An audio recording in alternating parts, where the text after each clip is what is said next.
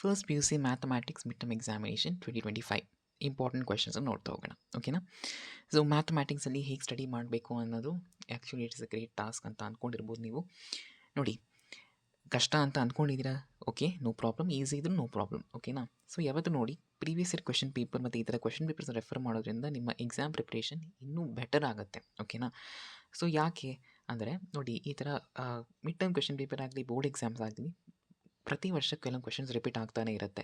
So ಯಾವ್ಯಾವ question ಅಂತ ಹೇಳಿ ನಾನು ಪ್ರೀವಿಯಸ್ ವೀಡಿಯೋದಲ್ಲಿ ಸಪ್ರೇಟಾಗಿ ಒಂದು ವೀಡಿಯೋ ಹಾಕಿದ್ದೀನಿ, mid term important questions for mathematics first P U C ಅಂತ ಹೇಳಿ. ಅದನ್ನು ರೆಫರ್ ಮಾಡಿದ್ರೆ ತುಂಬ ಹೆಲ್ಪ್ ಆಗುತ್ತೆ ನಿಮಗೆ. ಅದ್ರ ಜೊತೆಗೆ ನೀವು ಇದನ್ನೇನಾದ್ರು ನೋಡಿಬಿಟ್ರೆ ಡೆಫಿನೆಟ್ಲಿ ನಿಮ್ಮ ಎಕ್ಸಾಮ್ ತುಂಬ ಚೆನ್ನಾಗಿ ಆಗುತ್ತೆ. ಓಕೆನಾ? ನೋಡಿ, ಎಮ್ ಸಿ ಕ್ಯೂಸಲ್ಲಿ ಇರ್ತಕ್ಕಂಥ ಕ್ವೆಶನ್ಸ್ ಎಲ್ಲ ನಿಮಗೆ ತುಂಬ ಇಂಪಾರ್ಟೆಂಟು. ಓಕೆನಾ? ಮತ್ತೆ ಹೇಳೋಕ್ಕಾಗೋದಿಲ್ಲ. ಇಲ್ಲಿ ಎಮ್ ಸಿ ಕ್ಯೂಸ್ ಎಲ್ಲ ತುಂಬ ಇಂಪಾರ್ಟೆಂಟ್ ಆಗುತ್ತೆ. ಇದನ್ನ ಸಾಲ್ವ್ ಮಾಡಿಕೊಂಡ್ರೆ ಡೆಫಿನೆಟ್ಲಿ ನಿಮಗೆ ಹೆಲ್ಪ್ ಆಗುತ್ತೆ. ಓಕೆ, ಅದೇ ರೀತಿ ನಿಮ್ಮ ಫಿಲ್ ಇನ್ ದ ಬ್ಲ್ಯಾಂಕ್ಸು ಅಷ್ಟೇ. ಓಕೆನಾ? ಸೊ ಅದನ್ನು ಬಿಟ್ಟರೆ ಇಲ್ಲಿ ನೆಕ್ಸ್ಟ್ ನಿಮಗೆ 2 ಮಾರ್ಕ್ ಕ್ವೆಶನ್ಸ್ ತುಂಬ ಫೋಕಸ್ ಮಾಡಿ ಇಲ್ಲಿ ಗಮನಿಸಬೇಕಾಗತ್ತೆ ನೀವು. ಇದೇ ಕ್ವೆಶನ್ ಬರೋ ಚಾನ್ಸಸ್ ತುಂಬಾ ಜಾಸ್ತಿ ಇದೆ. ಓಕೆನಾ? ಸೊ ನಾನೇನು ಎಕ್ಸಾಜರೇಟ್ ಮಾಡ್ತಾ ಇಲ್ಲ, ಇರೋ ಫ್ಯಾಕ್ಟ್ನ ಹೇಳ್ತಾ ಇದ್ದೀನಿ. ಓಕೆನಾ? ನಿಮಗೇನು ನಾನು ಅನ್ಯಾಯ ಮಾಡೋದಿಲ್ಲ, ನನಗೇನು ಯೂಸ್ ಇಲ್ಲ ಅಲ್ವಾ. ಇದನ್ನು ಏಕೆ ಇಷ್ಟು ವೀಡಿಯೋಸ್ ಹಾಕ್ತಾ ಇದ್ದೀನಿ ಅಂದರೆ ಡೆಫಿನೆಟ್ಲಿ ನಿಮ್ಗೆ ಹೆಲ್ಪ್ ಆಗಬೇಕು ಅನ್ನೋ ಒಂದೇ ಉದ್ದೇಶ. ಓಕೆನಾ? ಸೊ ನೋಡಿ, ನಾನು ಅಷ್ಟೇ ಇದೇ ರೀತಿಯೇ ಪ್ರೀವಿಯಸ್ ಇಯರ್ ಕ್ವೆಶನ್ ಪೇಪರ್ ಓದಿ ಒಳ್ಳೆ ಸ್ಕೋರ್ನ ಮಾಡೋಕ್ಕಾಗಿತ್ತು. ಓಕೆ, ಅದಕ್ಕೆ ನಾನು ನನ್ನ ಎಕ್ಸ್ಪೀರಿಯನ್ಸ್ನ ಶೇರ್ ಮಾಡ್ತಾ ಇದ್ದೀನಿ. ಸೊ ಇದನ್ನು ನೋಡ್ಕೊಳ್ಳಿ.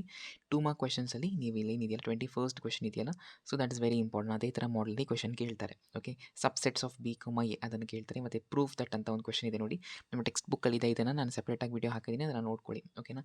And proof that 24th question ಕೇಳ್ತಾರೆ. ಮತ್ತು ಈ ಕ್ವೆಶನಲ್ಲಿ ದಟ್ ಈಸ್ ಯುವರ್ ಕಾಂಪ್ಲೆಕ್ಸ್ ನಂಬರ್ಸಲ್ಲಿ ಆ ಕ್ವೆಶನ್ ಇಂಪಾರ್ಟೆಂಟ್. ಮಲ್ಟಿಪ್ಲಿಕೇಟಿವ್ ಯೂನಿಟ್ಸ್ನ ತುಂಬ ಚೆನ್ನಾಗಿ ನೋಡ್ಕೊಳ್ಳಿ. 26th question solve the inequality ಅಂತ ಒಂದು ಕ್ವೆಶನ್ ಇದೆ, ಆ್ಯಂಡ್ ಸಾಲ್ವ್ ಇನ್ಇಕ್ವಾಲಿಟಿ ಅಂತ ಇನ್ನೊಂದು question, and graphical solution, and 3 digit number can be formed using that permutations combinations. ನೀವು ಓದ್ತಾ ಇದ್ದರೆ ಡೆಫಿನೆಟ್ಲಿ ಅದು ನೋಡ್ಕೋಬೋದು.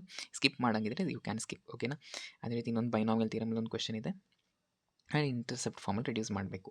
Next 32nd question and 33rd ಕ್ವೆಶನಲ್ಲಿ ವೆರಿ ಇಂಪಾರ್ಟೆಂಟ್. 34th ಖಂಡಿತ ಕೇಳ್ತಾರೆ 34th. ಓಕೆನಾ?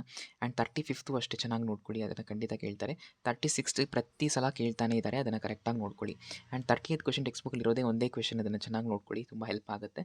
ಅದೇ ರೀತಿ 40, 41, 42 ನಿಮ್ಗೆ ಅದು ನೋಡ್ಕೊಳ್ಬೋದು. ಆ್ಯಂಡ್ 43 ಆ್ಯಂಡ್ 44 ಆರು ಪಕ್ಕಾ ಕ್ವೆಶನ್, 100% ಗ್ಯಾರಂಟಿ ಬಂದೇ ಬರುತ್ತೆ. ಚೆನ್ನಾಗಿ ಓದ್ಕೊಳ್ಳಿ ಅದನ್ನು. 45, 46 ನಾನು ಇಂಪಾರ್ಟೆಂಟ್ ವೀಡಿಯೋದಲ್ಲಿ ಹಾಕಿದ್ದೀನಿ, ಅದನ್ನು ನೋಡ್ಕೊಳ್ಬೋದು. ಓಕೆನಾ? ಅದೇ ರೀತಿ 48th ಕ್ವೆಶನು ಖಂಡಿತ ಕೇಳ್ತಾರೆ. ಸೊ ಪ್ರೂವ್ ದಟ್ ಕ್ವೆಶನ್ಸ್ ಅಂತ ಹೇಳಿ ಟ್ರಿಗ್ನೋಮೆಟ್ರಿ ಚಾಪ್ಟರ್ ಇದೆಯಲ್ಲ, ಅದು ಖಂಡಿತವಾಗ್ಲೂ ಕೇಳ್ತಾರೆ. ಆ ಕ್ವೆಶನ್ ದಯವಿಟ್ಟು ಸ್ಕಿಪ್ಪೇ ಮಾಡೋಕ್ಕೆ ಹೋಗ್ಬೇಡಿ. ಟೆಕ್ಸ್ಟ್ ಬುಕ್ಕಲ್ಲಿ ಇರೋದೇ ಕೆಲವೊಂದು ಕ್ವೆಶನ್ಸ್, ಒಂದು 20 ಇಂದ 21 ಅಂತ ನಾನು ಮಾರ್ಕ್ ಮಾಡಿದ್ದೀನಿ. ಓಕೆ, ನಾನು ಪ್ರೀವಿಯಸ್ ವೀಡಿಯೋದಲ್ಲಿ ಚೆಕ್ ಮಾಡಿದ್ರೆ ನಿಮಗೆ ಕರೆಕ್ಟಾಗಿ ಗೊತ್ತಾಗುತ್ತೆ. ಸೊ ಆ ಒಂದು ಕ್ವೆಶನ್ಸ್ನ ಕರೆಕ್ಟಾಗಿ ಸಾಲ್ವ್ ಮಾಡಿದ್ರೆ ಡೆಫಿನೆಟ್ಲಿ ಆರಾಮಾಗಿ ಸ್ಕೋರ್ ಮಾಡ್ಬೋದು. ಅಷ್ಟೊಂದೇನು ಕಷ್ಟ ಅಂತೂ ಅಲ್ವೇ ಇಲ್ಲ. ಓಕೆನಾ? 46, 45 ಎಲ್ಲ. ನೆಕ್ಸ್ಟ್ ಪರ್ಮಿಟೇಷನ್ಸ್ ನೀವು ಓದ್ತೀನಿ ಅಂತ ಅಂದರೆ ನೀವು 47 ಮೇಲೆ ಸ್ವಲ್ಪ ಫೋಕಸ್ ಮಾಡ್ಬೋದು. ಇಲ್ಲ ನಾನು ಬೇರೆ ಚಾಪ್ಟರಲ್ಲೇ ಫೋಕಸ್ ಮಾಡ್ತೀನಿ ಅಂತ ಅಂದರೆ ಡೆಫಿನೆಟ್ಲಿ ಅದನ್ನು ಸ್ಕಿಪ್ ಮಾಡ್ಕೋಬೋದು. That's up to you. ಓಕೆನಾ?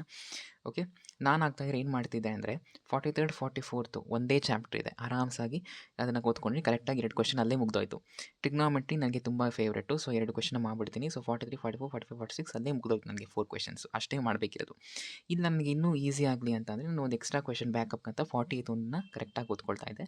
ಮತ್ತು 45 and 50 ಎರಡು ಒಂದೇ ಚಾಪ್ಟರ್ಲಿದೆ. ಸೊ ಅಲ್ಲಿ ಒಂದು ಕ್ವೆಶನ್ ಆದರೂ ಸರಿ, ಎಕ್ಸ್ಟ್ರಾ 2 ಕ್ವೆಶನ್ಗೆ ಬ್ಯಾಕಪ್ ಆಯಿತು. ಓಕೆನಾ? ಈ ಥರ ಸ್ಮಾರ್ಟ್ ಸ್ಟಡಿ ಮಾಡಿದ್ರೆ ಡೆಫಿನೆಟ್ಲಿ ನಿಮಗೆ ಈಸಿ ಆಗುತ್ತೆ. ಓಕೆನಾ? ಪಾರ್ಟ್ ಇದಲ್ಲಿ ನಿಮಗೆ 51 ಸ್ಟ್ಯಾಂಡರ್ಡ್ ಕ್ವೆಶನ್ ಫಸ್ಟ್ ಒನ್ ಇದೆಯಲ್ಲ, ಅದನ್ನು ಬರೀಬೋದು.